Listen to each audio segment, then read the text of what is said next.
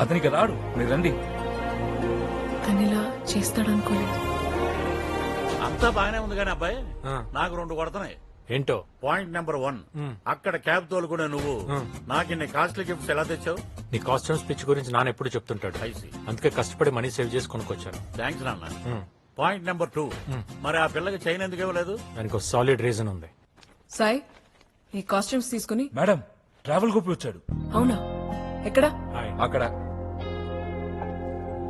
Sorry Sameera, నేను airport కు వస్తుంటే మా నాన్నను మోసం చేసినట్టు కనిపించాడు. వాడిని పట్టుకునే ప్రాసెస్ లో ఫోన్ పోయింది, నీ కాంటాక్ట్ మిస్ అయింది. ఇది నీకు ఇవ్వడం కోసం ఇక్కడికి వచ్చాను.